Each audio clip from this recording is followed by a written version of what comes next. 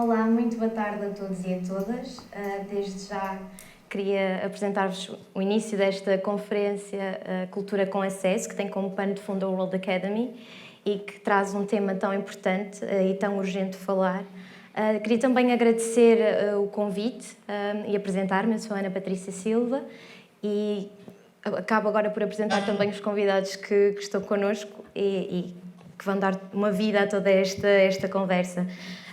Começaria por apresentar o Hugo Sousa, pertence à Direção de Acesso Cultura, já trabalhou em áreas de desenvolvimento territorial e dos fundos europeus, fez também parte do Coletivo Mente, e dentro da Direção de Acesso à Cultura trabalha como consultor de comunicação em linguagem e também à parte como consultor do Polo Cultural Gaivotas. Muito obrigada por estares connosco. Obrigado. Queria também apresentar o Miguel, que está aqui connosco a partir do Zoom, que faz maravilhas hoje em dia. O Miguel faz parte do Festival Bons Sons, é o diretor artístico, está também bastante ligado ao associativismo, nomeadamente a direção do Sport Clube Operário de Sem Soldos, é também designer gráfico e da linha editorial, como eu dizia há pouco, para além da direção artística dos Bons Sons. Destaca-se principalmente pelo seu trabalho ativo nas áreas da comunicação, educação e no envolvimento da comunidade Sem Soldos. Passo para a Ana Pereira, por último, mas não menos importante. A Ana Pereira faz parte da coordenação da Primeira Vez, colabora não só com comunicação, como também a produção de vários projetos culturais. Queria também dizer que é produtora e colaborou no Festival de Percursos no Centro da Pedagogia e Animação do CCB, no Serralves em Festa e em vários projetos pontuais. Foi também assessora de Marionetas do Porto, da Semana Bio e do Encontro de Primavera. Parece-me que temos aqui um painel ótimo para falar de todas estas questões do acesso à cultura e queria começar por trazer aqui uma questão que considero importante, que é quando nós falamos em acesso à cultura, estamos a falar do termo acessibilidade e o termo acessibilidade é extremamente vasto, não é? Falamos não só no acesso relacionado com o público, nomeadamente o acesso ao espaço, aos equipamentos, como também o próprio acesso geográfico, que tem levantado imensas questões a nível até económico e financeiro. E acabaria por levantar aqui uma questão para dar um mote, começaria pelo Hugo, depois íamos falando com o resto dos convidados, que é, tendo em conta que o crescimento das desigualdades limitam as nossas liberdades de ação, como é que pode a cultura e os espaços em que a mesma reside ultrapassar esta barreira? Bem, em primeiro lugar, obrigado pelo convite. Nós na Acesso Cultura vemos a acessibilidade dessa forma holística e então nós trabalhamos para promover o acesso físico, social e intelectual à participação cultural e nesse sentido as organizações culturais, para serem acessíveis, a nosso ver, têm de olhar para estas três dimensões. Pronto, a dimensão do acesso físico é algo que existe legislação sobre isso, existe uma obrigatoriedade, portanto, não se trata de um querer ser acessível das organizações, é uma obrigação legal que elas têm de cumprir e achamos que assim o têm de fazer. Embora ainda existam imensas situações onde o acesso físico, em que não existem condições de acesso físico, em desrespeito pela lei que já existe há 16 anos. E depois existem outras barreiras, as sociais e as intelectuais, que de facto são questões para as quais as organizações culturais também têm de estar cada vez mais atentas, têm estado cada vez mais atentas, o setor, mas ainda há muito por fazer para que a programação seja completamente acessível, por exemplo, a pessoas que têm uma deficiência, para que as políticas de bilheteira sejam efetivamente justas e para que as políticas de recrutamento, por exemplo, sejam elas próprias inclusivas. Portanto, quando nós pensamos no acesso à cultura, não podemos só pensar no acesso do público, temos também de pensar de uma forma também ela holística, que é pensar a organização em si, nas equipas que a compõem, se é diverso ou não, as condições de acessibilidade que oferece aos seus trabalhadores que tenham necessidades específicas. Estamos a falar de um trabalho que efetivamente tem que ser desenvolvido das duas frentes, quem está em palco e quem está a assistir, não é? E quando falamos em palco também falamos toda uma equipa que complementa toda esta produção e todo o seu trabalho. Eu passaria a palavra ao Miguel também, gostaria de ouvir em relação a isto. Olá, boa tarde a todos. Conseguem-me ouvir? Sim. Sim, sim. Ok. Olha, antes de mais, agradeço muito o convite. É um prazer estar aqui. E a apresentação do Bons Sons e pronto, e daquilo que eu de alguma forma tenho tentado também trazer comigo enquanto pessoa com deficiência.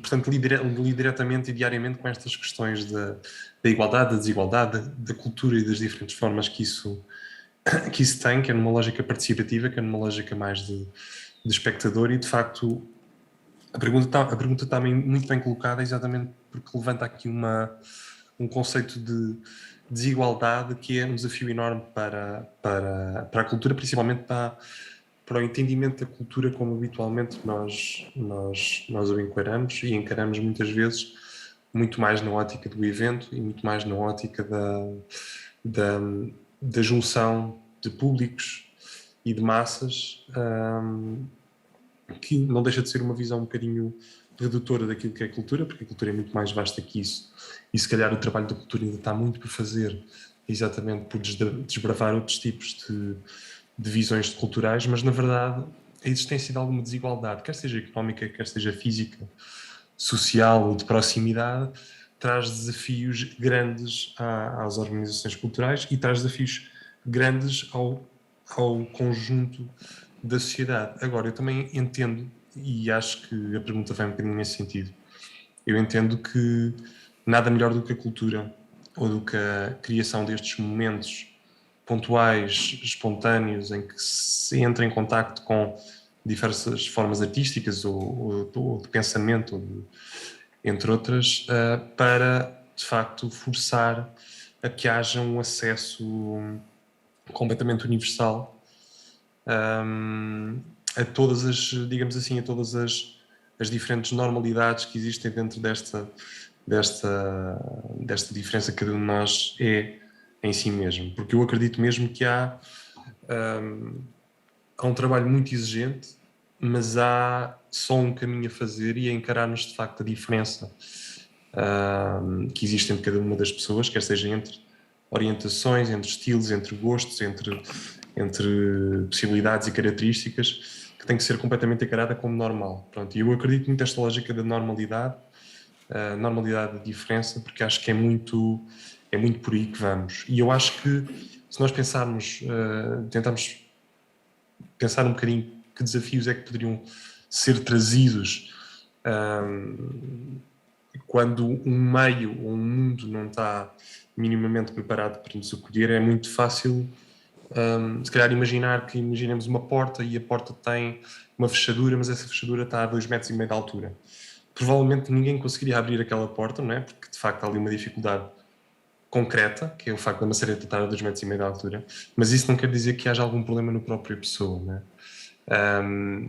O problema é de facto no acesso, ou é de facto naquela característica, naquela instalação, naquela porta, naquela escada que de repente colocam ali, e que torna muito difícil a determinadas pessoas aceder a uma coisa que deveria ser completamente universal. E eu acho que o caminho é exatamente esse, é nós conseguimos encarar que de facto há um conjunto de diferenças vastas que têm que ser acolhidas, faz muito sentido serem acolhidas, e depois sim temos que olhar para essas dificuldades que existem no próprio mundo e no meio para adaptar ao máximo e conseguir com que as pessoas tenham todas acesso ao mesmo nível, e pensando em cada uma das medidas, acho que se calhar nós podemos depois pensar um bocadinho nisso, mas pensando em cada uma das medidas e não achar que arranjar uma solução remediada possa ser muitas vezes convincente e satisfatória. Acho que devemos mesmo explorar, na medida em que as pessoas têm todas direito a aceder nas mesmas condições a todos os espaços culturais e outros, mas já que a cultura força um bocadinho, idealiza um bocadinho os espaços como digamos assim, como exemplos de acolhimento, deve ser mesmo se calhar pioneira nesse acolhimento e nessa forma de acolher toda a gente. Claro. também trazer aqui a questão das próprias estratégias, não é? Que se pretendem desenvolver para que isso também se reflita. Passava agora a palavra à Ana, para ouvir também em relação a esta questão. Obrigada pelo convite, é um prazer estar aqui convosco e pensar nestes temas que são mesmo muito importantes. E a primeira coisa que me estava a ocorrer é que eu acho que temos de ter presentes neste nosso lugar de poder, que é mesmo um lugar de poder, que nem toda a gente quer ter este acesso. Acho que é bom ter presente, porque normalmente nós gostamos tanto destas coisas e gostamos tanto das artes mais eruditas e mais populares que queremos partilhá-la. E acho que é bom ter presente que nós podemos propor, mas é bom não impormos. E para que também que o lugar de poder não seja déspota, que seja uma coisa, seja uma proposta. É uma coisa que eu tento ter presente. Uma coisa que o Miguel acabou de dizer, que eu acho que é muito importante nestas dinâmicas, é sempre que fazemos planos de acesso, devem ser planos não remendados, como o Miguel muito bem estava a dizer, mas devem ser planos muito bem pensados, planeados, concretizados, e perceber que desse plano vai haver um contacto, e é um contacto que exige um compromisso da nossa parte. E é um contacto que dá trabalho, que a maior parte das instituições não têm capacidade para acompanhar e para fazer. E eu acho que seria muito importante que é a fazer, a avançar com estas dinâmicas todas, o que o Hugo dizia, este acesso holístico nas suas várias dimensões, saber que quando se começa, então aí há uma consequência e não se pode parar, não se pode só começar e haver aquele ânimo do arranque e depois deixar esse acompanhamento morrer, porque há uma responsabilidade enorme quando nós trazemos estas técnicas, não é? Quando pensamos como é que um espaço fisicamente pode ser acessível a todos, quando pensamos que tipo de linguagem, e já vamos falar sobre isso, que tipo de linguagem é que nós estamos a passar. Mas aí é quando se começa, então, vamos lá fazer isto direito. E vamos fazer isto de uma forma responsável, planeada, que às vezes é uma coisa que nós temos... enfim... e neste sentido em que é mesmo... E deve ser mesmo um trabalho muito personalizado também. E sim, ter sempre presente que é um lugar de poder e que o paternalismo podemos cair nesta tentação, e acho que é bom termos isto presente. Quando há pouco a Ana falava desta questão da imposição, que não tem que ser algo premeditado e imposto, tornando redundante a questão, será também pelo próprio contacto com, ou seja, não impor, mas permitir que a pessoa se sinta incluída. Ou seja, quando nós trazemos esta abertura, não que tenha que constar naquele equipamento, mas ao mesmo tempo aquele equipamento, falando num espaço, por exemplo, necessita de cumprir, quer por lei, quer por disponibilidade, por portas abertas para receber essas pessoas, como todas as pessoas, não é? Por isso será mais uma questão de acompanhamento, mesmo que não seja uma imposição legal, por exemplo? Não percebi a pergunta, desculpa. Desculpe.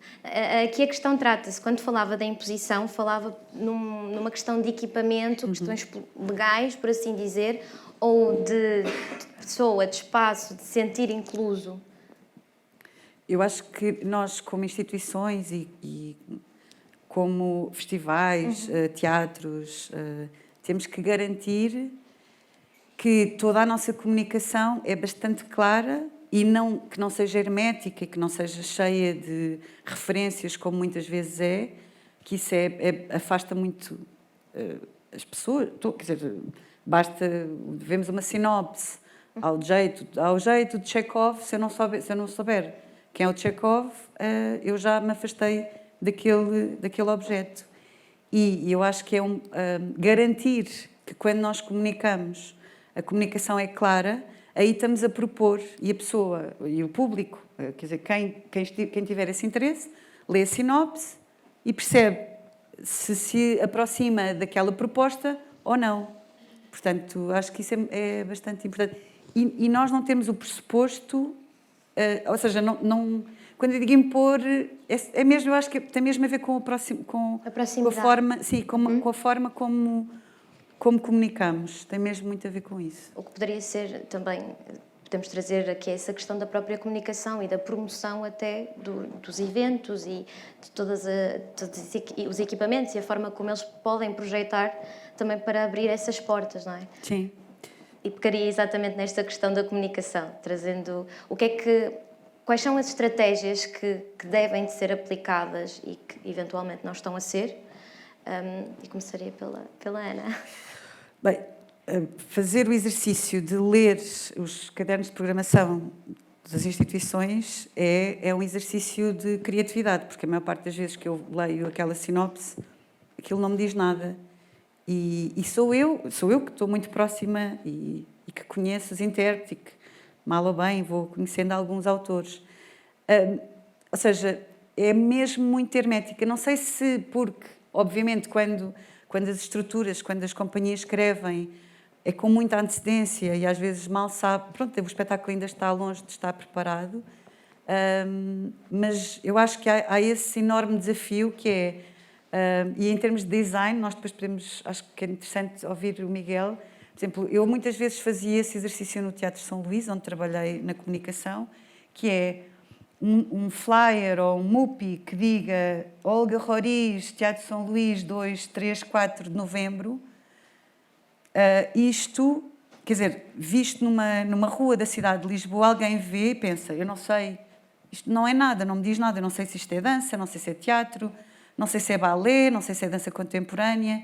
Portanto, deveria haver assim uns guias, não é? Uma espécie de... E não é ser paternalista, é só... quer dizer, não dar a inclusão ou não presumir que toda a gente saiba. Quer dizer, porque não sabemos todos quem é Olga Roriz, ou podemos já ter ouvido falar, mas os objetos de comunicação é tão interessante quando nós saímos do que nós sabemos e do conhecimento que temos e ver aquilo mesmo como se eu tivesse 16 anos e perceber se... não sei, Miguel, quer dizer, é interessante também ouvir-se como designer, não é? Sim. Sim, há uma... Não, e para além da...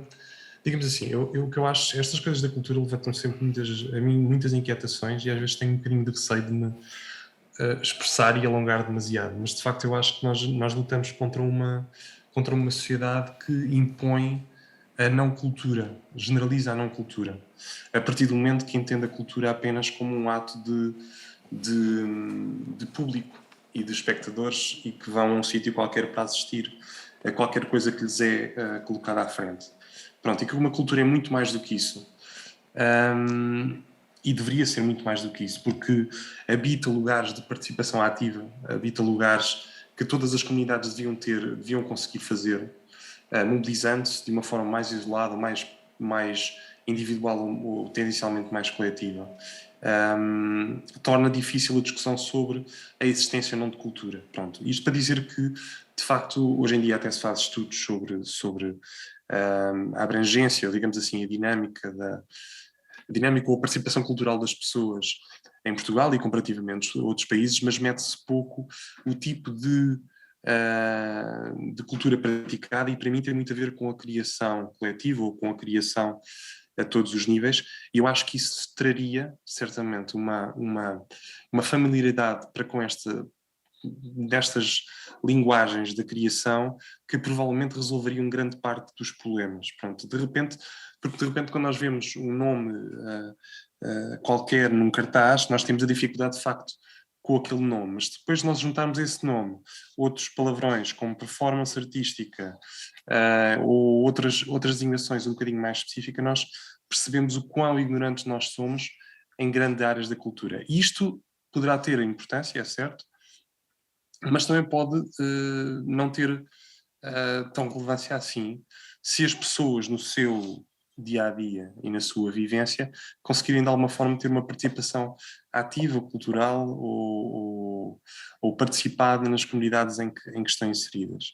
E isso a mim é um problema anterior que me preocupa bastante e se calhar mais, porque eu acho que o facto de nós entendermos a cultura como um formato muito fechado, muito do espectador que vai a um teatro assistir para aplaudir, faz com que muitas vezes estejamos a reforçar uma cultura da exclusão, uma cultura de que é aquilo simplesmente. E se nós olharmos, se calhar, para o panorama da sociedade, como é que a sociedade se estrutura, vamos olhar, se calhar, para a educação e percebemos que, de facto, a educação é mais uma área de exclusão, é mais uma área de regermos por determinadas bitolas, de dizermos que a perfeição é associada a uma nota e é a nota que permite passar de ano, é associarmos, se calhar, noções de exclusão, como, por exemplo, turmas desfavorecidas ou turmas PFs ou turmas ou alunos que têm um acompanhamento especial e estão afastados dos conteúdos habituais. E, portanto, como nós andamos atrás de corresponder a determinados padrões que alguém instituiu, faz com que muitas vezes estejamos mesmo a forçar uma lógica de exclusão. E quando no limite chegamos à idade adulta e estamos a fazer um evento, estamos a lutar contra mundos, a lutar contra muitas marés, porque de repente copiamos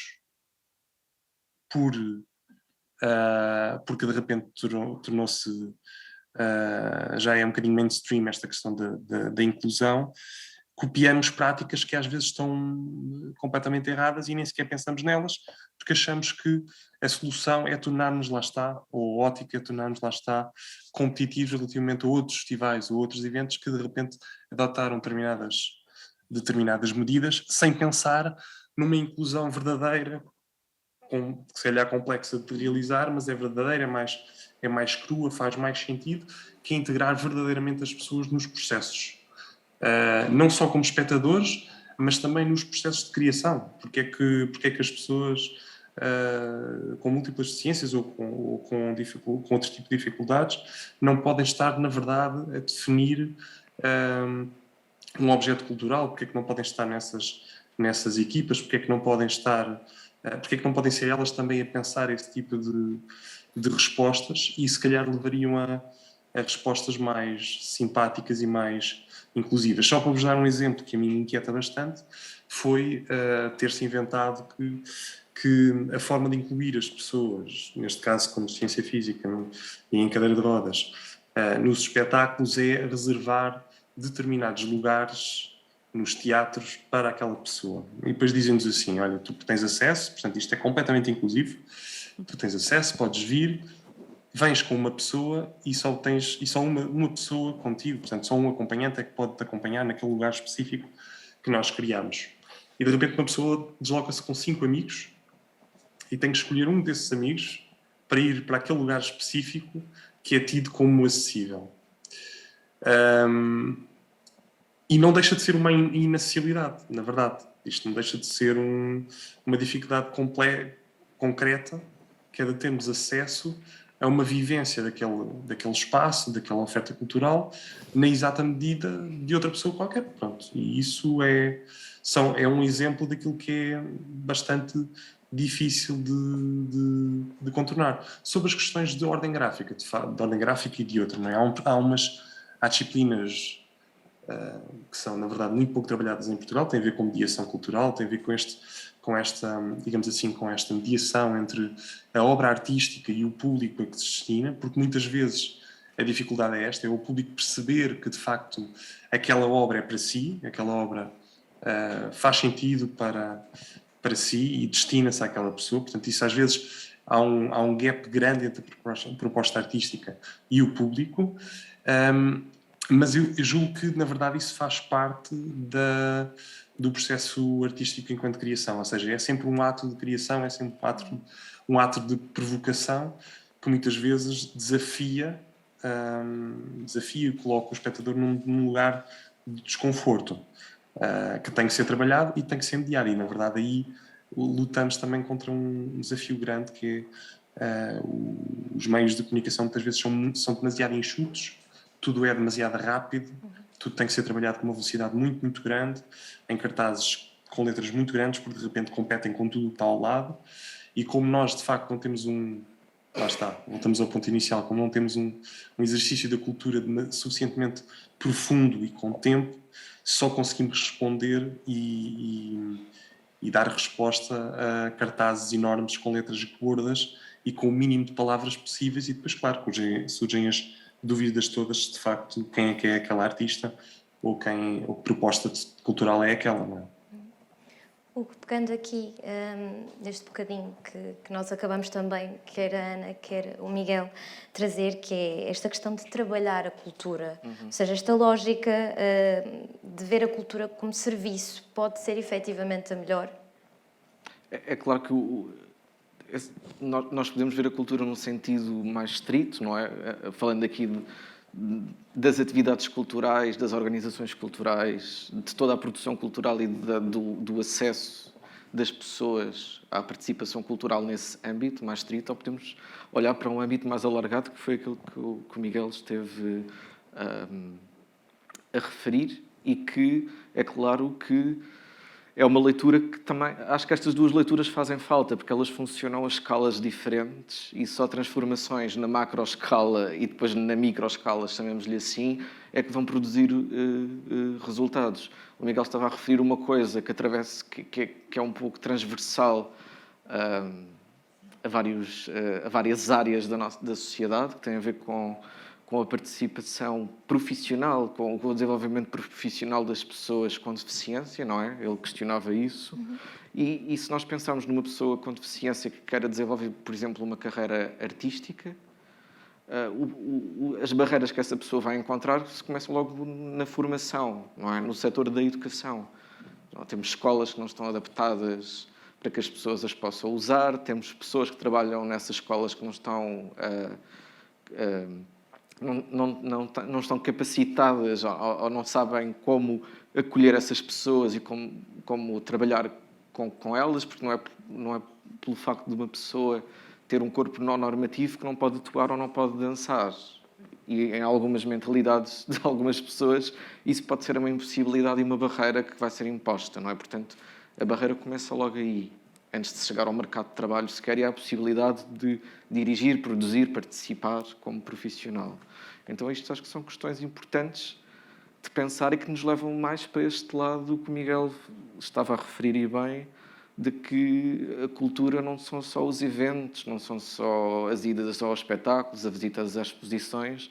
A cultura, de facto, é tudo o que nos envolve, e a forma como nós nos organizamos em sociedade está intrinsecamente...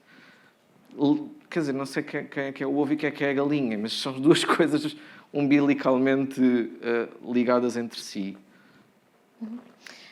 Eu ia trazer aqui, falávamos há pouco do estudo que foi feito, eu ia trazer aqui só algumas referências, porque muito recentemente foi feito um estudo, até pela parte do Instituto de Ciências Sociais e também em conjunto com a Gulbenkian, que é um estudo, foi um inquérito nacional, na verdade, que questionava a população em relação às práticas culturais. Isto foi uma amostra mais ou menos de 4.000 pessoas, e por si só eu gostaria de questionar se efetivamente é representativo, não é? 4.000 pessoas em relação a todas estas... às diferentes práticas, nomeadamente o cinema, o teatro, os museus também, que foi uma questão muito falada, e que efetivamente durante o período desse inquérito, o levantamento que foi feito entre fevereiro e março mais ou menos, foi que existem bastantes clivagens no setor cultural, olhando como setor cultural. E uma delas que particularmente me chamou bastante a atenção e que eu gostava de trazer também para ver com vocês, é o facto de entre 51% dos operários e 42% dos trabalhadores de serviços dizem que não têm conhecimento para desfrutar da oferta cultural. Que conhecimento é este?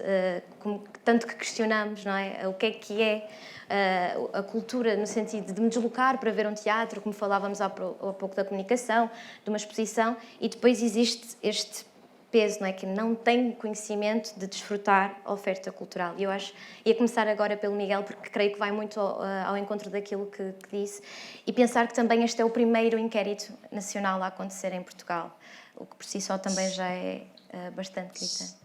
Sim, para começar, eu não conheço o estudo, portanto é sempre... É bastante recente, é um inquérito Sim, sim, nacional. sim. Sim. Eu tive conhecimento da realização, mas não conheço a fundo. Pronto, aquilo que à partida me salta a dizer tem a ver com a profundidade do próprio estudo e acho que reforça aquilo que um bocadinho que eu também já tinha dito, não? Ou seja, não me interessa tanto o número de participações das pessoas, quer dizer, é relevante, claro que é.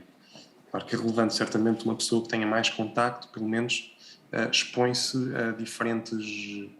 expõe-se mais frequentemente a diferentes propostas e, dependendo das propostas, claro, pode ser mais ou menos enriquecedor, é verdade. Se uma pessoa vai ver sempre o mesmo músico que está na berra ao longo dos últimos 40 anos, certamente enriquece pouco, não quer dizer que não seja interessante, até porque a cerveja é sempre boa, mas não quer dizer que eu julgo que a diversidade traz certamente valores à dimensão humana muito interessantes, como a tolerância, como o pensamento diverso, como tudo isso, como o respeito pela diferença. Portanto, acho que o acesso à diversidade é muito importante. Mas, de facto, o número de propostas a que eu vou não me diz necessariamente a profundidade e a intensidade da vivência em si, até porque cada pessoa também vive as coisas de forma diferente. Mas reforçando aquilo que eu estava a dizer, acho que era também interessante perceber e estudar até que ponto é que essas propostas ou as pessoas que eventualmente tenham acesso a mais propostas culturais se envolvem verdadeiramente na criação ou se envolvem de alguma forma na criação de algum objeto cultural ao longo do ano. Porque se calhar, e pensando um bocadinho na comunidade da minha aldeia, que é Sem Sultos, uma aldeia pequena de 650 pessoas, mas que tem uma participação comunitária e ativa muito grande, muito grande. As pessoas envolvem-se anualmente variedíssimas vezes nos diferentes eventos, a fazer diferentes coisas completamente diversas. E eu acredito mesmo que a cultura entendida desta forma pode ser mais enriquecedora, pode ser bastante interessante.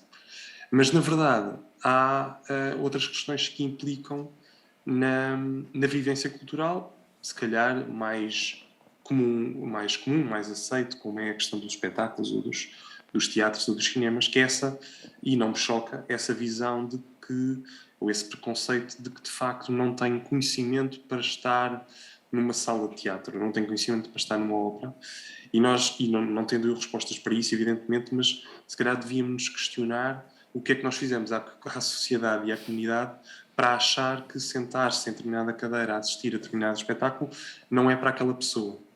Ou achar, eventualmente, que a pessoa precisa de um conhecimento extraordinário, não é? Para assistir a determinada peça. E isso leva-me a pensar bastante, não é? Como é que nós nos estruturamos enquanto sociedade para achar que determinadas coisas não são de acesso a toda a gente, não é? Porque não estamos a falar neste caso de... Está aqui a dizer que falta menos de um minuto. Não sei se isto é real ou não. Não sei se isto é...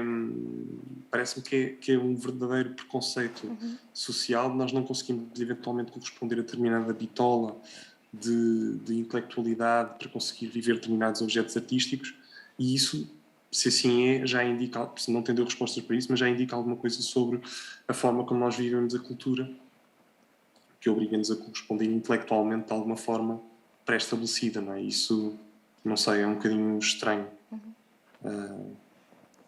Agora, se calhar, passaria a palavra à Ana, também tendo em conta o projeto da primeira vez, bastante próximo das comunidades.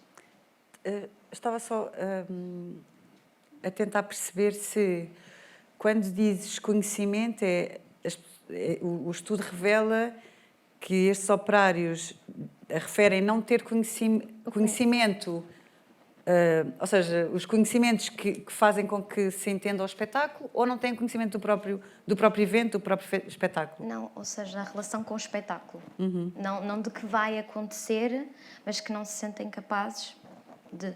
Ok. Eu acho que antes desse conhecimento há o conhecimento do próprio evento e do próprio espetáculo e do próprio festival. Ou seja, antes disso, porque as instituições tendem os seus meios de comunicação tendem a falar sempre com as mesmas pessoas. E, por exemplo, imaginar o trabalho de comunicação, de mediação, de acesso, real acesso de um teatro deve começar pela rua, pelo bairro. Ou seja, mas mais uma vez é um trabalho que exige, se calhar, uma ou duas pessoas em tempo completo só a cuidar disso. E não são coisas que trabalhem, desculpa, só, sim, claro. só para... não são coisas que trabalhem isoladas, tem tudo de trabalhar Claro. em conjunto para se chegar a algum Claro. sítio, não é? Sim. E, por exemplo, uma coisa que nós fazemos com a primeira vez é ir aos sítios onde as pessoas estão. Vamos à aula de cavaquinhos da Junta de Freguesia, chegámos a ir a uma igreja, a uma missa, no final, falámos um bocadinho do projeto, vamos a associações de moradores, escoteiros, vamos a imensas faculdades. No fundo é apresentar o projeto, e apresentamos sempre com uma dinâmica muito pequenina, singela de teatro, para também quebrar o gelo. Apresentamos o projeto e depois apresentamos o espetáculo seguinte. Portanto, também não é só apresentar o projeto, mas temos logo uma proposta muito concreta de espetáculos. E o que eu sinto é que nós muitas vezes convocamos de uma forma até bastante aleatória várias pessoas de várias idades para espetáculos. As pessoas podem não relacionar-se de uma forma super entusiasta com o espetáculo, mas o que interessa e o que interessou àquelas pessoas é a experiência que têm. Porque quando chegam, nós já cuidamos dos bilhetes, das reservas. Quando chegam, nós sabemos, conhecemos as pessoas, sabemos o nome delas, já há uma relação. Depois do espetáculo, e eu acho que aí também há um enorme trabalho a fazer dos festivais e das instituições, que é o que é que se faz para além do evento, não é?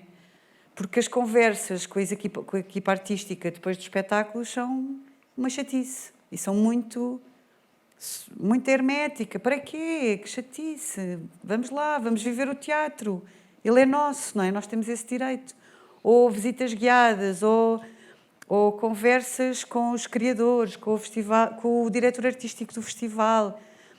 Um bocadinho também para o que é que não se vê, o que é que está para além do teatro, do espetáculo e do festival. O Miguel, de repente, falar dos números, aquilo que a imprensa gosta imenso de saber, não é? Os números do festival, quantas pessoas, quantas como é que se chama a serpentinha? Ai, dos bons sons, desculpa. Nós estamos a ouvir. Está sem som. Desculpa. Está sem som. Não, está sem som. Ai, não é serpentinha. Fui eu. A mascote chama-se Tisha. Tisha. E não é uma serpentinha, pois não. É uma É uma lagartixa. lagartixa.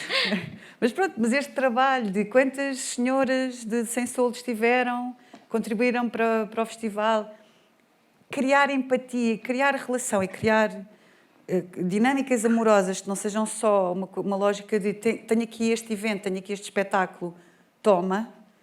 Não, eu quero que tu te envolvas, e para te envolveres, claro, tens que saber mais, não é? É como nós quisermos que alguém nos conheça bem, queremos que ela venha à nossa casa, que se calhar, eventualmente, coma o que nós cozinhámos, o que nós preparámos, demos tempo, não é? É esta relação que está um bocadinho... Talvez de proximidade, não é? Sim. Acho que... Sim, de relevância, de significância, não é? Sim. As instituições culturais têm de ser significantes para as pessoas. Claro. Eu não vou a um sítio ver qualquer coisa ou participar se aquilo não for significante. Sim. Para mim, acho que este trabalho que a Ana está a falar, que é feito de várias frentes, da comunicação, da mediação, do acesso, nós estamos a garantir não só essa significância, mas também a possibilidade das pessoas sentirem que há uma desmistificação desses lugares da cultura, para que não tenhamos de ouvir da boca de alguém que não tem conhecimentos suficientes para fazer. Mas isso é um trabalho que tem de ser de várias frentes, não é? Temos de trabalhar a Ana estava a falar das sinopses, nós temos de comunicar de uma forma que seja acessível às pessoas, não só os conteúdos, que as pessoas consigam perceber o que é que lhes estamos a dizer, o que é que podem tirar dali, mas também que esses conteúdos sejam acessíveis na forma como são disponibilizados, não é? Às pessoas. Eu acho que...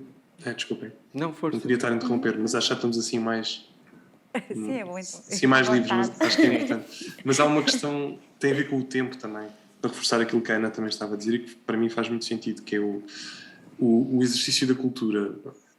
Há formatos e há modelos mais confortáveis e, como eu dizia, ainda há pouco brincava com a questão da cerveja e é verdade. Pronto, e sem dúvida que é mais confortável quando nós sabemos exatamente o que é que vamos à procura.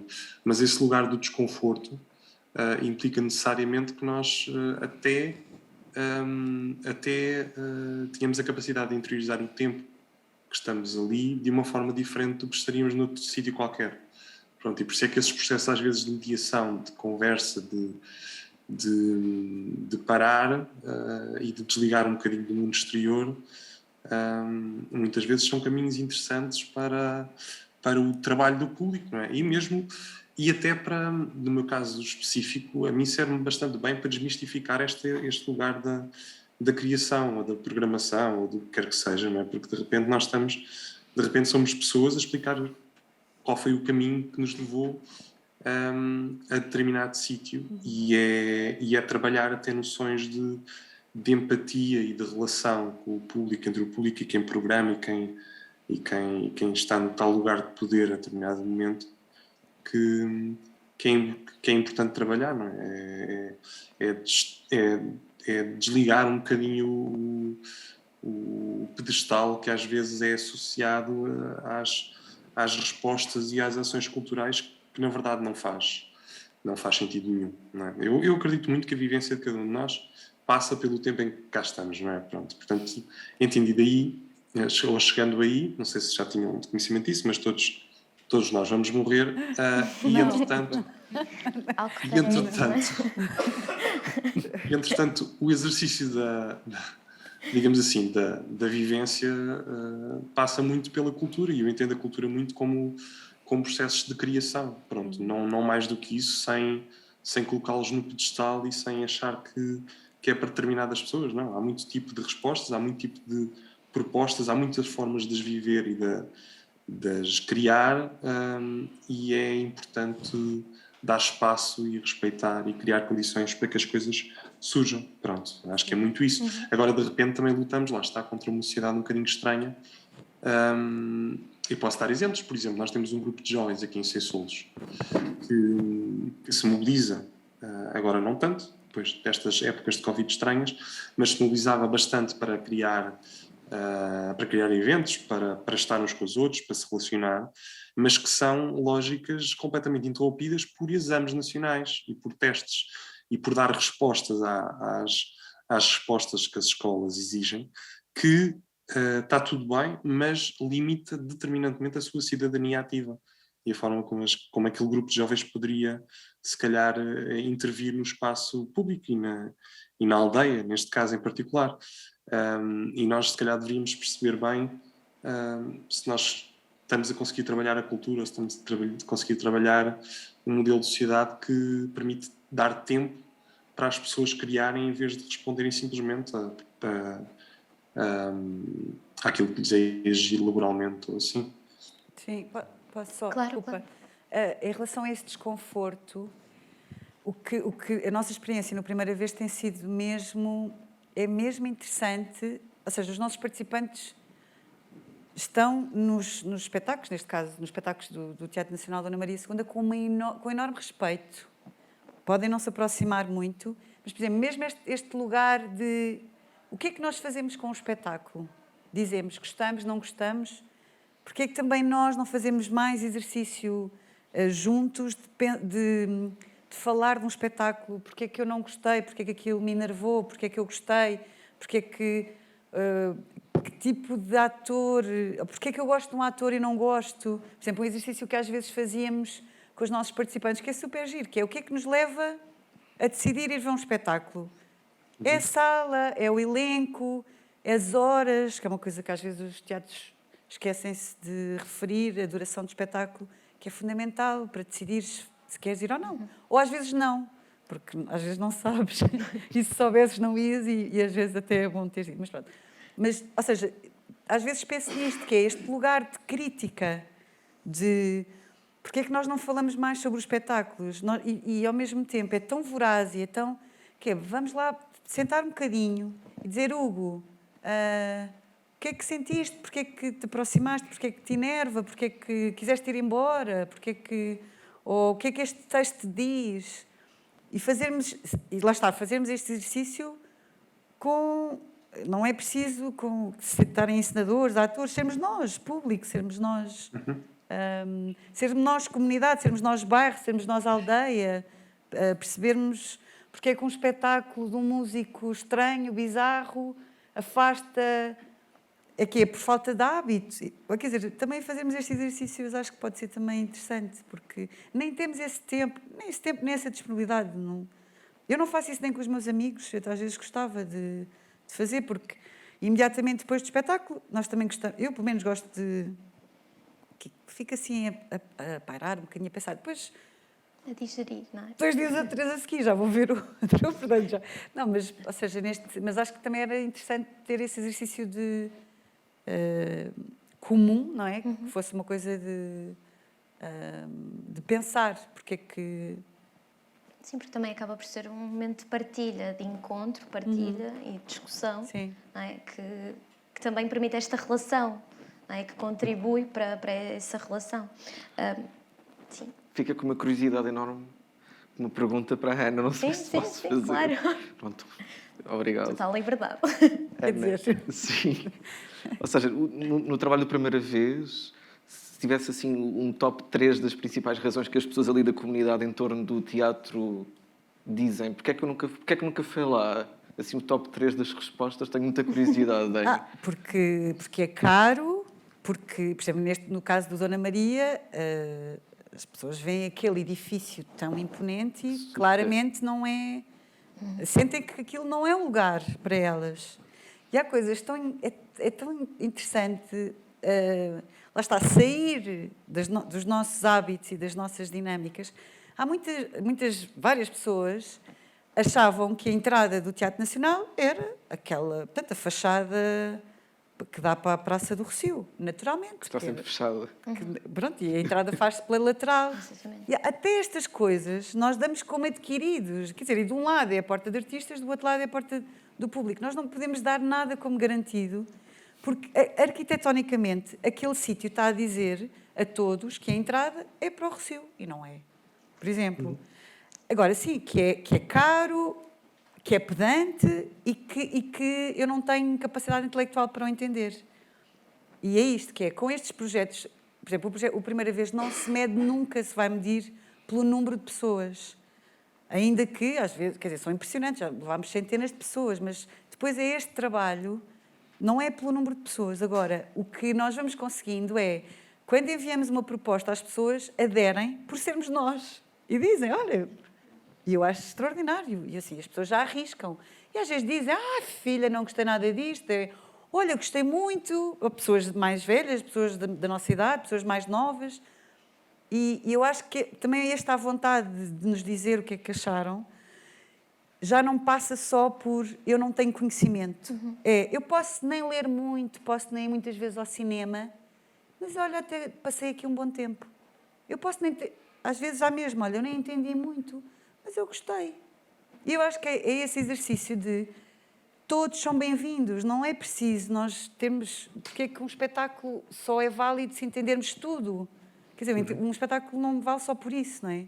Portanto, quando nós conseguirmos trabalhar os públicos neste sentido de, mesmo que não tenhas o hábito de ler e que nem sabes ou que não saibas quem é o Chekhov ou Shakespeare, és bem-vindo aqui, este é o teu lugar. Bem, no caso do Nacional... Ainda por cima é nosso, não é? É pago por nós, portanto, temos o direito, o dever de o ocupar. Mas sim, há imensos preconceitos, sim, associados a... Sim. Obrigado. Sim. Ora, não sei se queres acrescentar algo mais a esta questão.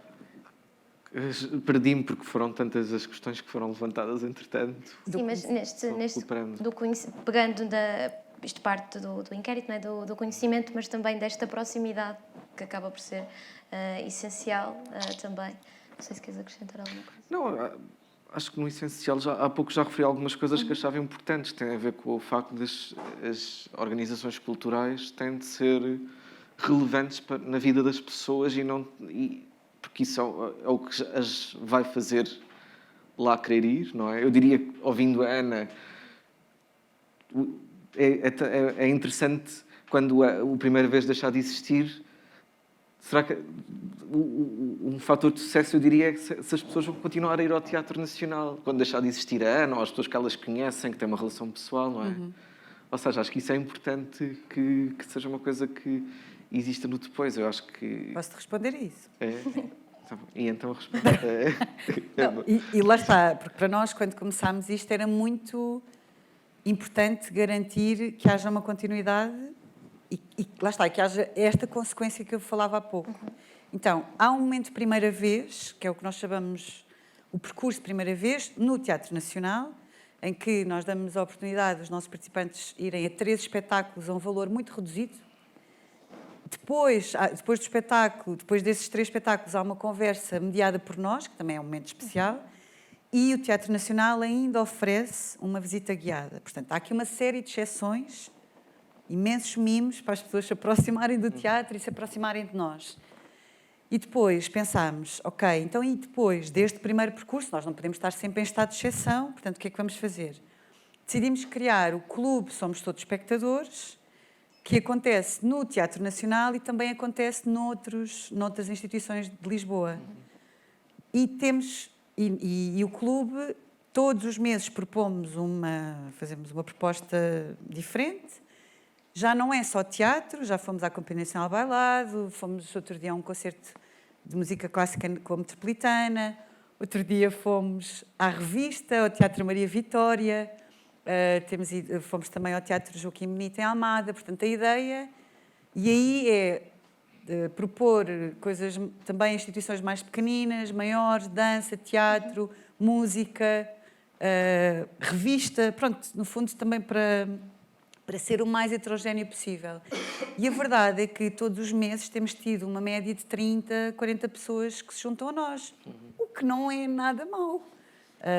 E claro que vamos percebendo que as pessoas variam de acordo com as propostas. Claro, mas faz sentido, não é? Sim, as pessoas portanto, não têm, como claro. dizes há pouco, nada tem de ser imposto. Claro. Agora, para nós é muito importante, e já estamos a fazer esse caminho, que é alguns participantes que são mais afoitos e que são assim, mais intensos e mais participativos, que sejam eles a começar a fazer o que nós fazemos. Porque isto ainda depende muito de nós. E lá está, é muito bom que nada dependa muito de uma ou duas pessoas, não é? Portanto, o plano é que agora os nossos participantes do clube sejam eles a começar a cuidar e mesmo a escolher espetáculos, porque não tem que ser só nós, não tem que ser uma escolha só nossa. E já existe, desculpa interromper, Ana, mas já existe essa reciprocidade, dos mais assíduos, por assim dizer?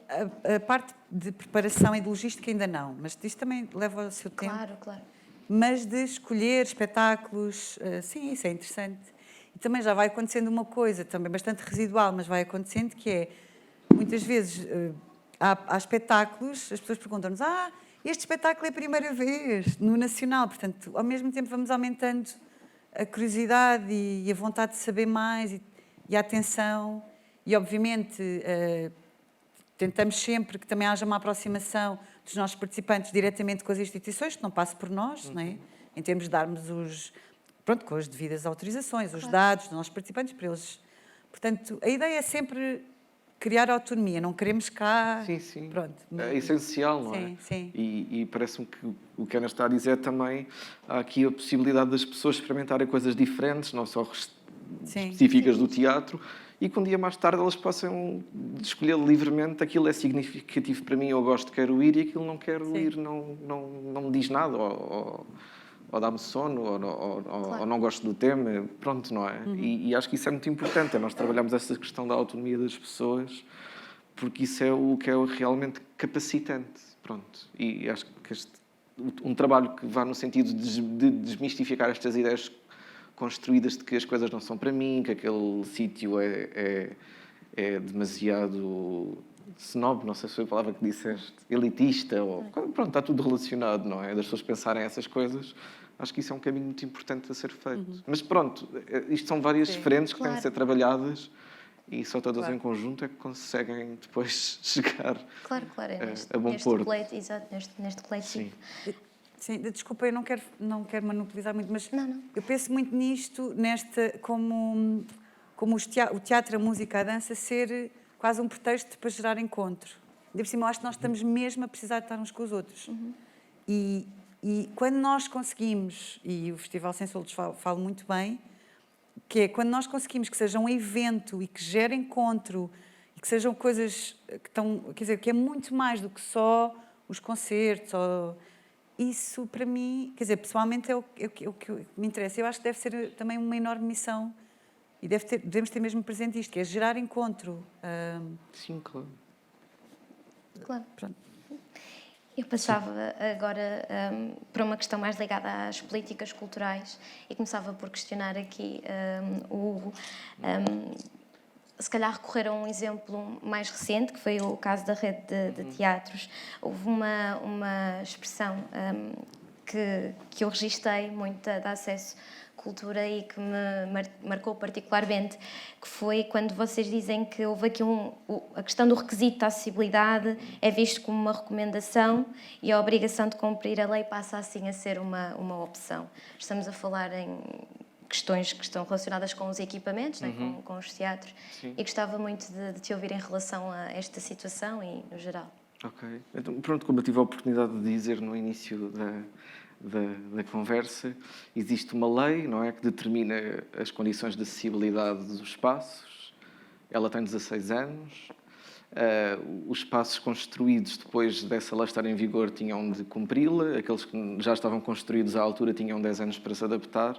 E o que nós assistimos hoje em dia é que existem espaços a ser inaugurados, porque são novos e são construídos, sejam culturais ou não, que não respeitam a lei. Ela é completamente passada por cima, eu creio que ali na fase de licenciamento de obra ou de projeto. E depois existem os outros espaços que já existiam e que não fizeram todo o trabalho de adaptação para estarem em conformidade com esses requisitos. Pronto, no início, quando a rede de teatros e cineteatros começou a ser esboçada, estruturada e construída, nós tivemos a oportunidade de partilhar estas preocupações com a Direção-Geral das Artes e com o Ministério da Cultura, até porque a experiência com a rede de museus no início dos anos 2000 já tinha existido esta questão em que a acessibilidade física era uma condição para entrar na rede e depois havia espaços que não cumpriam e passou depois a ser apenas uma recomendação.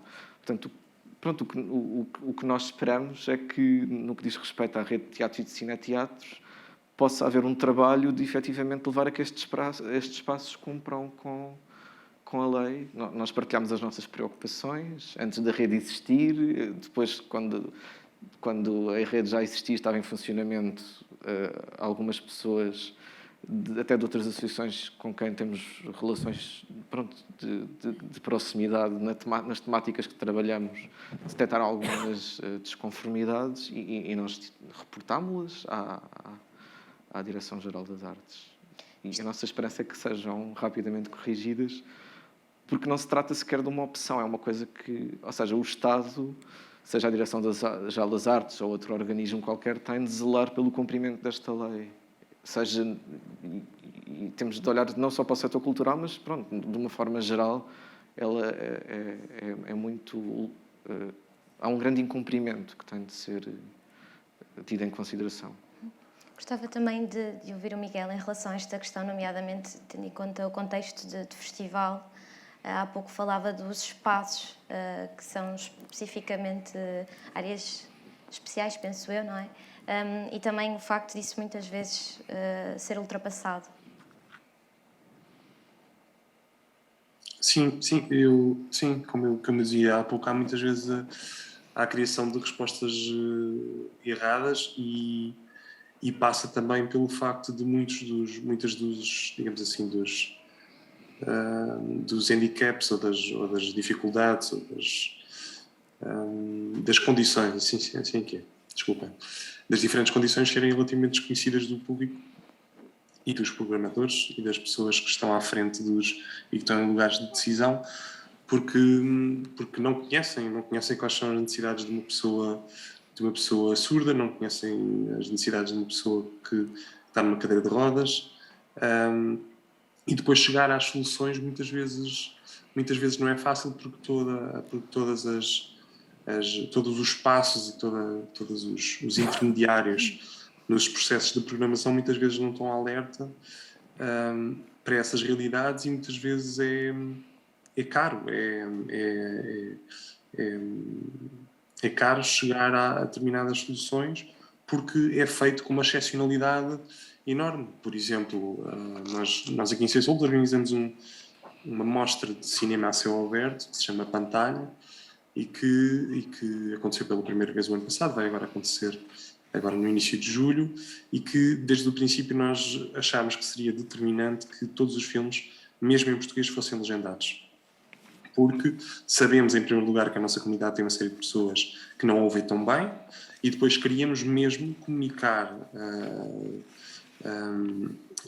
o evento como inclusivo nesta área, porque é importante tornar estes temas muito normais, muito habituais. É mesmo importante que as pessoas saibam e que toda a gente saiba que facilmente se resolve uma questão de inacessibilidade habitual, né, nos cinemas e em todos os sítios em que haja filmes em português. É um festival, é uma mostra de cinema de realizadores portugueses, portanto não exigiria legendas para o público comum, digamos assim, mas que nós quisemos muito reforçar essa questão.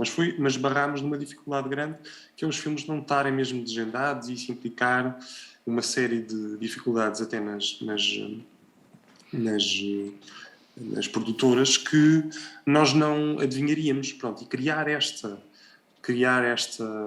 linguagem, ou criar este discurso e esta abordagem um bocadinho transversal a todas as áreas da construção dos eventos,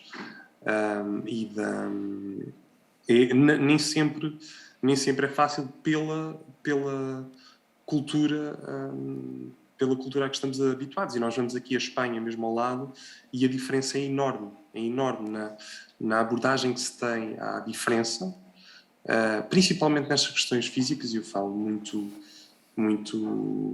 falo com conhecimento de causa, mas apenas nesta questão mais física e das acessibilidades na rua. A diferença é muito grande. Há de facto uma consciência que eu nem sequer chego a saber se de facto é consciência, se é um fazer bem porque há muitos anos que é assim, mas que inclui verdadeiramente as pessoas. E na verdade nós vimos de uma cultura de isolar e de quase não mostrar a diferença, não é? E isso traz repercussões muito negativas numa sociedade que se quer aberta, inclusiva, dinâmica e acolhedora.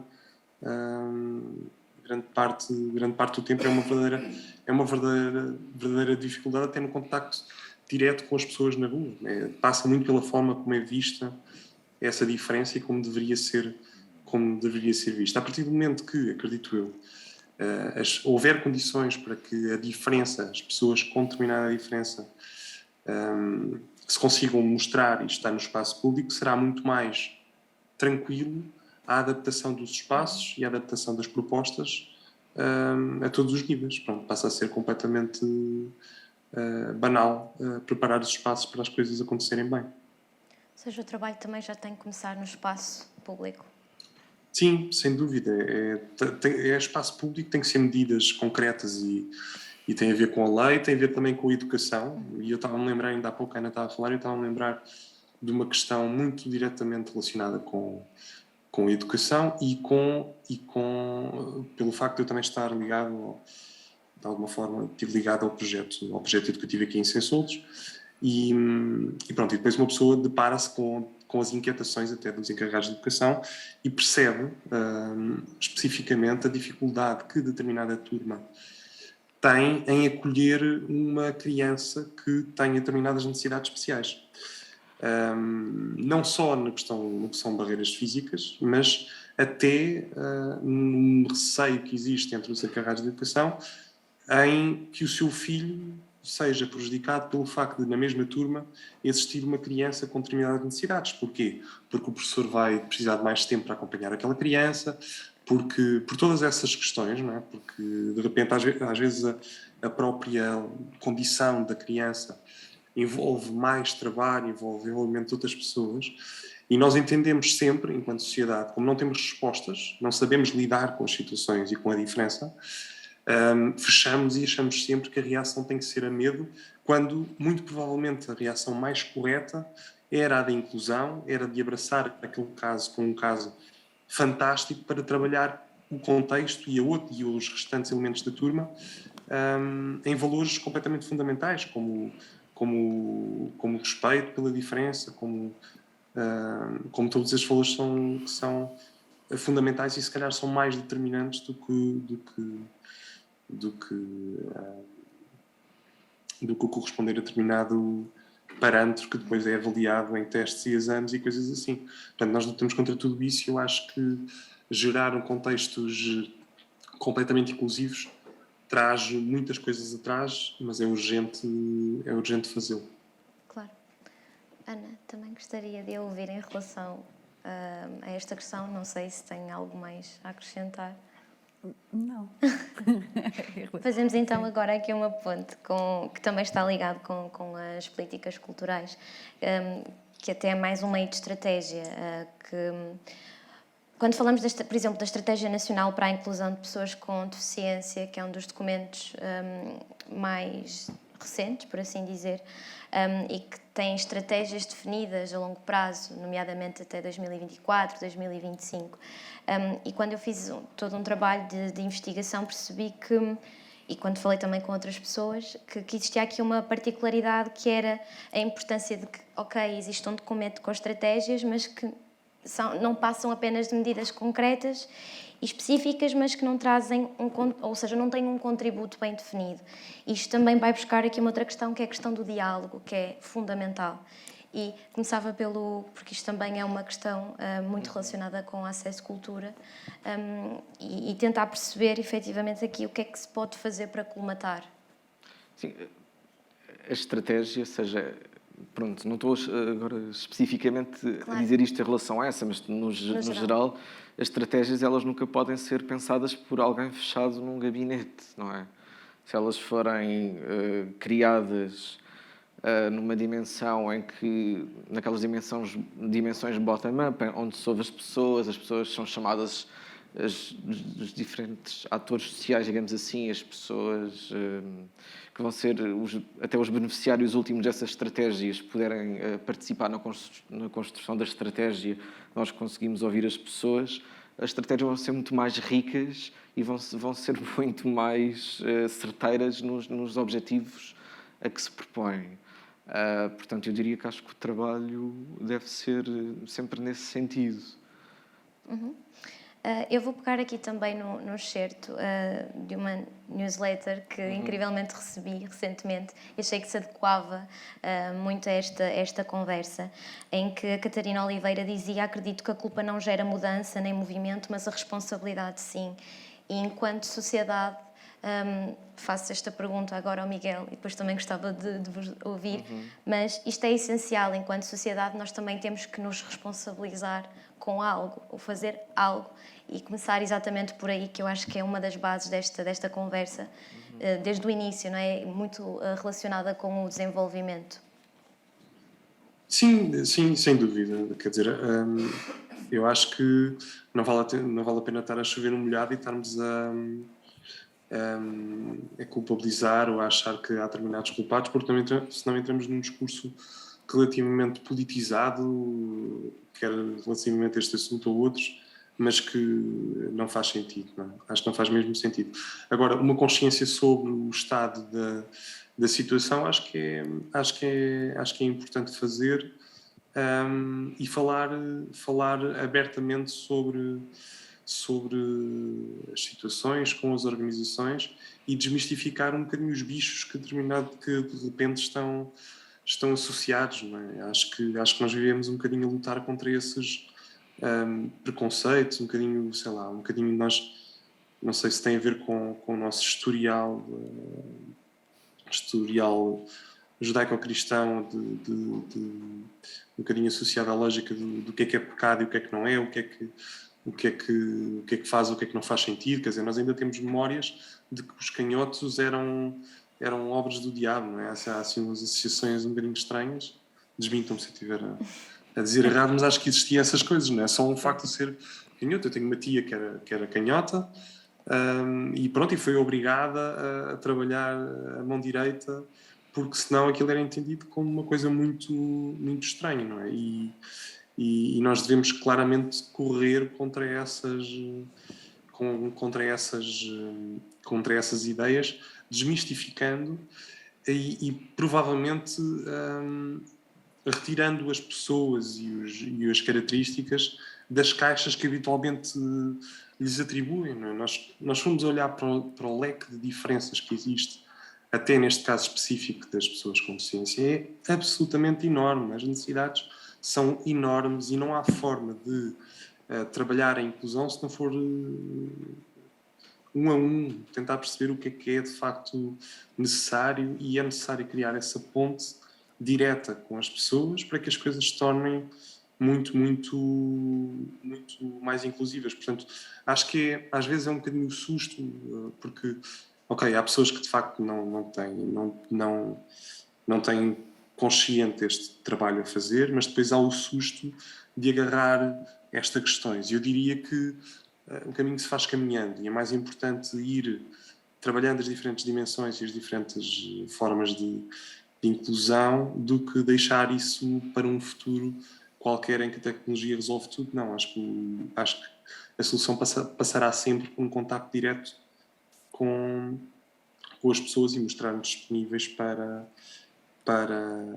trabalhar isso. Pronto. E na verdade, aqui em Sensoltos, como somos uma comunidade que se conhece muito bem, conhecemos cada problema, cada questão, quer dizer, há uma proximidade enorme, até porque há relações familiares muito, muito grandes. Há 2 ou 3 famílias que têm muitos membros aqui na aldeia, são os Mourões, Cartazes e Craveiros, já agora. E para além disso há pontos de encontro que são, além dos eventos culturais, há pontos de encontro que são semanais, diários. A Tasca é um deles, o café é outro, a associação é outro.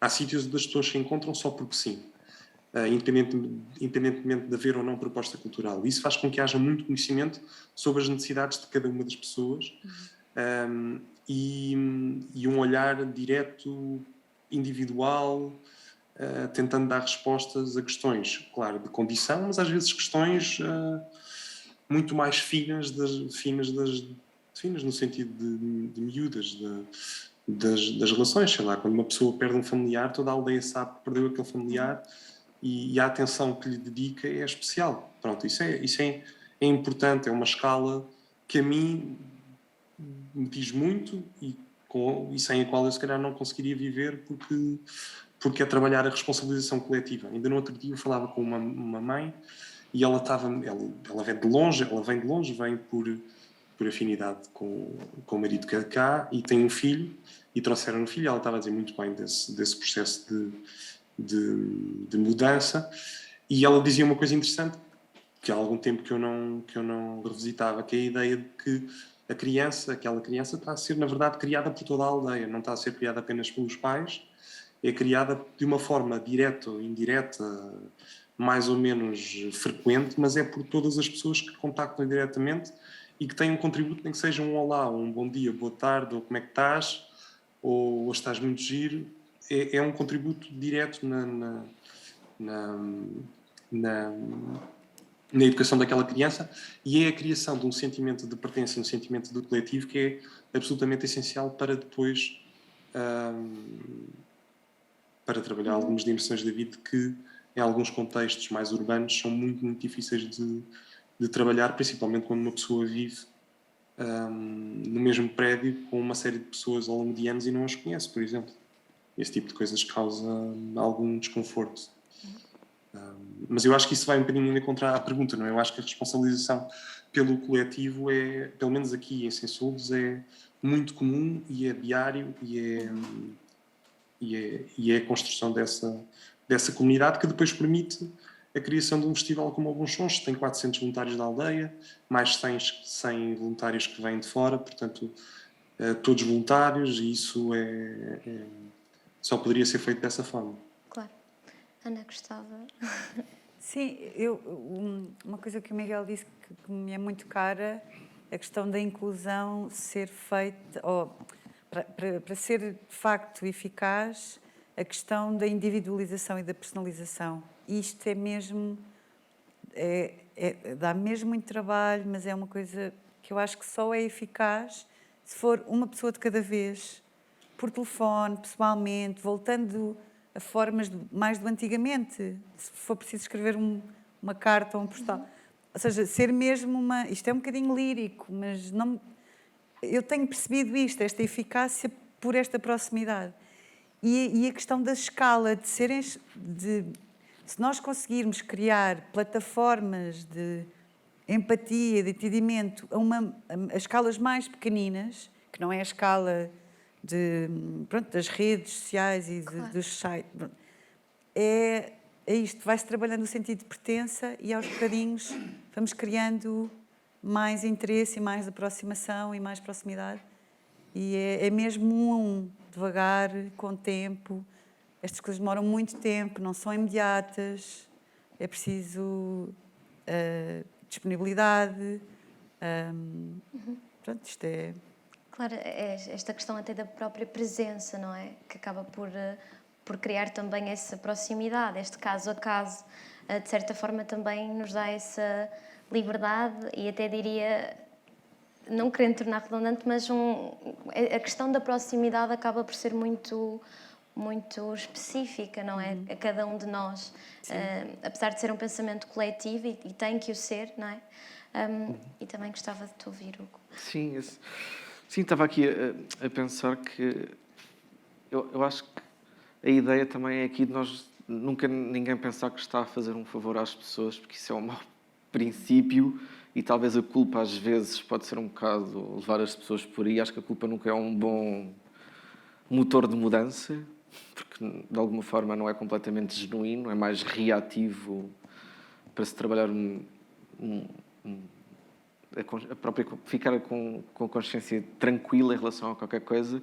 Portanto, acho que o importante é as pessoas ganharem consciência de que nós vivemos numa sociedade que discrimina e exclui as pessoas.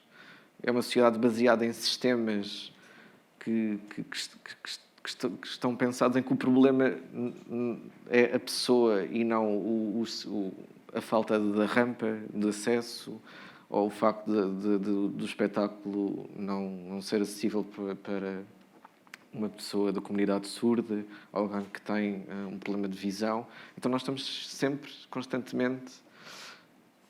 Quer dizer, nós não estamos, mas o discurso hegemónico é de pôr o problema na pessoa e não no sistema. Eu acho que se nós invertermos isso e pensarmos em questões por exemplo, de design universal, há pouco o Miguel, no início da conversa, estava a falar da questão da porta, não é? Eu levei-me esta ideia à cabeça, não é? Do design universal. As coisas precisam de ser pensadas para serem usadas pelo maior número de pessoas que têm as suas necessidades específicas e que precisam de ser consideradas. É claro que depois isto pode ser infinito, porque há imensas necessidades específicas que nós nem sequer temos visibilidade sobre elas, mas já há muito conhecimento recolhido, e que pode ser consumido, e nós podemos tomar decisões cada vez mais informadas sobre estas coisas. E a pensar também que, voltando um pouco àquilo de que as instituições culturais têm de ser relevantes para as pessoas, nós não temos de impor gostos, temos, sobretudo, de ir ao encontro das necessidades delas e de... Não digo que a programação precise de ser refém disso, mas deve considerar isso. A comunicação deve considerar isso. São várias coisas que precisam aqui de ser trabalhadas em conjunto. Tinha aqui duas últimas... Posso só acrescentar? Sim, Peço sim, desculpa. claro.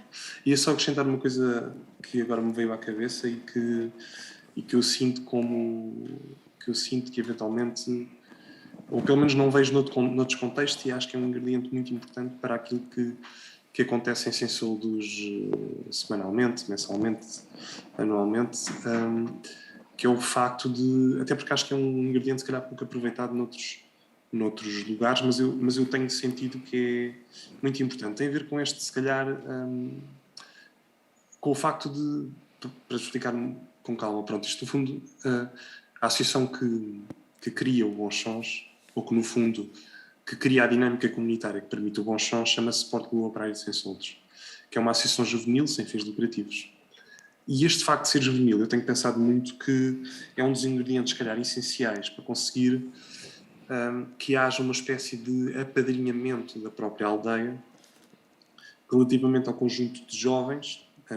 De 2 em 2 anos são eleitos cerca de 30 jovens para dirigir os destinos da associação. Pronto, e são jovens que têm as suas famílias, lá está este reforço dos laços familiares também existe muito por essa componente, mas há uma espécie de apadrinhamento que é muito relevante para que as pessoas se sintam ligadas àquilo que é criado por aquele conjunto de jovens a cada 2 anos. Pronto, eu acho que isto, não sei, agora veio-me assim à cabeça, não sei bem porquê, mas acho que é um ingrediente interessante e que também se liga com um bocadinho com o que a Ana ainda há pouco estava a dizer, que essa necessidade de fazer com que as pessoas se tornem também criadores ou que estejam também no papel de escolha e de seleção, que é inverter aqui um bocadinho a questão, não é? As pessoas vêm muitas vezes porque sabem que, ok, bora lá apoiar este grupo que agora pensou numa coisa completamente fora, mas que de repente está-me a pedir para fazer uma fornada de pão porque é importante acolher os artistas, e não deixa de ser um envolvimento que traz à pessoa outro contacto com outras realidades e outras dimensões. Não sei, isto só para dizer que as estratégias de inclusão, de integrar as pessoas, são muito diversas e podem passar por muitos processos, não é? E acho que há muito pouca coisa experimentada em Portugal, ou pelo menos trabalhamos muitas vezes de uma forma muito clássica e de uma forma muito na ótica do serviço, lá está. Tem ou não tem o serviço de acolhimento de pessoas com deficiência? Tem ou não tem o serviço de rampas? Não é? E se calhar podíamos tentar pensar de outra forma, por outros prismas, é só isso. Eu vou aproveitar, porque inevitavelmente eu tinha aqui uma última questão para debatermos e que acaba muito por se relacionar com o que o Miguel disse, até no próprio envolvimento das comunidades mais juvenis, porque ultimamente eu tenho tido uma certa percepção, e também queria partilhar convosco para perceber se isto efetivamente acontece, que é existir muito... Eu sou de uma cidade pequena, Amarante, e ver pessoas que vêm de zonas como Lisboa e Porto, ou seja, fazer este processo de descentralização e levar projetos ou levar até iniciativas para essas cidades que ainda bebem muito pouco de práticas culturais ou até o próprio acesso. Vou dar um exemplo muito próximo. Nós não temos uma sala de espetáculos. Há relativamente 5, 6 anos é que passamos a ter uma pequena sala de cinema, de cineclube. Temos um museu, efetivamente, mas que só agora é que começou a ser dinamizado. Ou seja, esta questão de beber em lugares que têm uma oferta cultural e até uma programação cultural um bocadinho mais extensa e levá-la para cidades locais ou que não têm uma relação tão próxima, é também algo que está a acontecer e que é o futuro, talvez, para estas ligações e estas relações também. Se calhar começaria pelo Miguel, que está num lugar, uma aldeia, não é? Como diz, talvez me possa... Por acaso vocês têm sorte que ainda não, as galinhas ainda não cantam, o galo ainda não cantou, os gansos também, por acaso hoje não estão aqui para este lado, estão mais lá para baixo, mas estou a olhar para eles. O meu pai está ali na horta. Pronto, só para contextualizar. Sim, eu acho que isto é um bocadinho perigoso dizer, mas na verdade o isolamento que o Covid nos obrigou também trouxe algumas vantagens, que foi de repente descobrirmos que existe uma coisa chamada teletrabalho e existe uma coisa chamada videoconferências que nos permite estar agora ligados e a conversar sobre estas questões. E de repente tornou-nos mais ligados. Pronto, nós tínhamos muito, lá está, como dizia no início, nós tínhamos muito o exercício da cultura e mesmo o exercício do trabalho de uma forma muito presencial, e quase que as pessoas tinham que se deslocar para Lisboa para trabalhar uma vida inteira para conseguir juntar algum dinheiro, e felizmente em Sem Insultos nós também assistimos a uma descentralização grande por via dos isolamentos. Portanto, felizmente também temos uma comunidade de filhos e netos e pessoas que já há bastante tempo queriam regressar, mas também tem a ver com o facto, lá está, com o facto da dinâmica cultural que a associação consegue criar, faz com que haja uma indicação clara para estes filhos e netos de que estão coisas a acontecer em Sem Insultos, que isto não é um lugar parado e não é, lá está, e é uma aldeia no sentido concreto do termo, não é apenas um lugar em que no qual muitos sítios de repente se tornaram. E digo-vos isto claro, com orgulho, mas também com alguma preocupação, porque sei que o risco de repente uma aldeia se tornar apenas um lugar é grande. Para vos dar um exemplo, em 2014, quando um político famoso achou que era importante começar a fechar escolas primárias, Sem Soldos correu esse risco e nós tivemos que lutar muito e trabalhar muito junto da comunidade e dos pais encarregados de educação e do agrupamento para criar um projeto diferenciador que permitisse que a escola se mantivesse e que permitisse que os agrupamentos que estão muitas vezes alojados nas cidades acreditasse no projeto de uma aldeia em que estas ligações entre a cultura, a sociedade, a educação se possa fazer. Mas o risco é muito grande. Agora, é urgente também, lá está, também por isto é urgente, e Sem Soldos é um caso paradigmático disso, também não conheço muitos, mas é desconhecimento meu certamente, mas é um exemplo concreto do potencial que a cultura tem, até na sobrevivência, não só na valorização, mas na sobrevivência de uma comunidade. Portanto, eu diria que é urgente pensar a cultura em todos os territórios, e há exemplos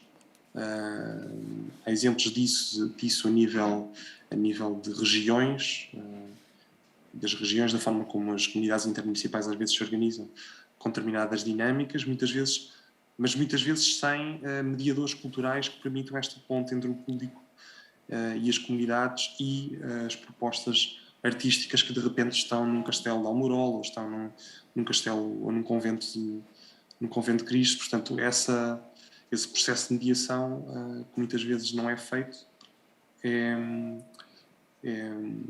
muito urgente. E depois eu também acho que não devemos fazê-lo numa ótica de cuidados paliativos e a achar que estamos simplesmente a garantir a integridade do território, como se tivéssemos que espalhar pessoas de norte a sul do país para que Portugal continuasse a ser Portugal. Não, acho que é muito pela diversidade e pela qualidade de vida que se consegue criar em contextos de menor densidade populacional, e acho que há lugar para tudo, as pessoas têm o direito a escolher. Agora, a escolha do sítio onde vivem não deveria ser forçada por falta de condições de acesso e essas coisas. Portanto, devia ser uma escolha livre e preparada, pronto. Agora queria só ouvir os nossos outros dois convidados, porque entretanto já temos que finalizar. Ana, gostava muito que houvesse uma primeira vez em Amarante. Vamos lá. Bora. Espero que sim. Mas também gostava de perceber se existe essa percepção da vossa parte, enquanto projeto. Quer dizer, nós já tentámos pensar noutros territórios que não Lisboa, sendo que Lisboa há muito trabalho para ser feito, e aqui também na área metropolitana. Mas já pensámos, e o desafio será não tanto estar nesses territórios, mas até um bocadinho passarmos as nossas ferramentas de trabalho, os nossos Exceis e, no fundo, dizer, olha, é assim que nós trabalhamos, acompanhar um espetáculo, a angariação para esse espetáculo e depois que as coisas aconteçam, mais uma vez, sem nós. Nós nunca queremos tornar-nos... Não queremos nada e Claro. não há segredos, não é? Isto pronto. E queremos mesmo trabalhar de uma forma colaborativamente, não nos interessa garantir esse Claro. poder, isso não é uma coisa que nos interessa muito. O que eu sinto, e sinto empiricamente, é que a pandemia veio trazer-nos a magia do teletrabalho, mas também veio fazer com que muita gente quisesse voltar às suas raízes. E o que eu sinto é que há vários projetos em Mértola, no Alentejo, mais o Lavrar o Mar, o Lavrar o Mira, quer dizer, projetos que estão assumidamente fora de Lisboa e do Porto e das grandes cidades e que são um desafio, porque é começar tudo, pronto, lá está, como estavas a dizer em relação a Amarante, mas eu acho que já vai havendo várias dinâmicas e festivais, mas isto é uma coisa empírica. Agora acho que, por favor, é ótimo não estar tudo concentrado em Lisboa e no Porto e nas grandes cidades. Não faz sentido. Não. Bem, não há muito mais a dizer depois do que o Miguel e a Ana disseram, acrescentar que sim, que uma pessoa viver, digamos, em isolamento geográfico ou viver numa zona geográfica onde há pouca oferta cultural é uma barreira no acesso à cultura. Portanto, é importante que existam ações, existam projetos que contrariem essas barreiras. Por exemplo, a rede de teatros e cineteatros, de que há pouco falávamos, ela é um contributo muito valioso para essa malha, digamos assim, da oferta cultural no país, porque são 80 teatros, creio eu, não havendo um em cada cidade. Há uma malha bastante já mais apertada. Os teatros já existiam. Na verdade, o que nós estamos a garantir é que existem condições para a capacitação das equipas, para programação, para outro trabalho com as comunidades envolventes. Portanto, isso vai fazer com que a oferta cultural seja muito maior nos sítios onde os teatros estão e também, certamente, nos territórios à volta. Portanto, acho que medidas que contribuem para esta descentralização da cultura são bastante importantes. E também, só acrescentar, e eu acho que também é interessante perceber que as ofertas culturais já não passam só por um espaço físico no teatro. Sim, sim. E isso é, quer dizer, brutal, no sentido das possibilidades que isso, que no fundo é como em Sensolos, não é? De facto, a programação está lá, faz parte. Faz Até parte um resgate, não é? Sim. Sente-se muito isso, um resgate cultural. Deixem-me só dizer que, também concordando com os dois, há depois um risco grande que a política às vezes comete, é de achar que a partir do momento que investe em infraestruturas está a investir em cultura. Exato. E sendo certo que uma coisa contribui para a outra, as duas não são a mesma coisa. Claro. E temos que se calhar conseguir trabalhar esses teatros e esses espaços para não estar a construir castelos e muros dentro das cidades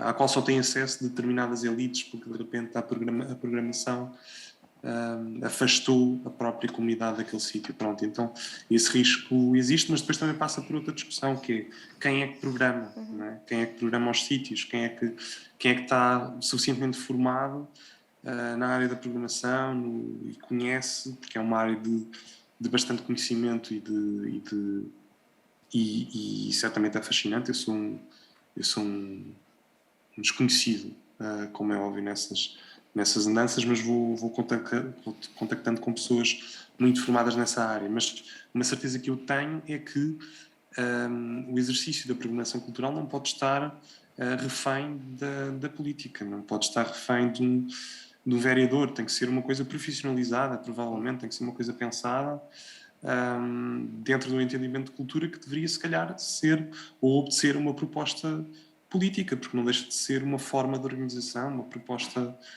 qualquer. O que é que os partidos pensam sobre cultura? Ou qual é a participação que os políticos entendem que as comunidades devem ter no âmbito cultural? Quer dizer, isto não é nada visto. Nós vamos ver os programas políticos são ausentes nesta área e só se discute números, discute percentagem e valores valores associados em orçamento de Estado à cultura, que é muito importante, mas há coisas mais que têm que vir a seguir para não gastarmos o dinheiro todo a fazer teatros e depois não há dinheiro para programar. Pronto, e Claro, eu dei aqui o exemplo do equipamento, porque visualmente acaba por ser mais gritante, mas mesmo esta questão do resgate da cultura, como a Ana referia, o que também o Miguel, acabam por ser extremamente relevantes e até trabalhadas em comunidade muito...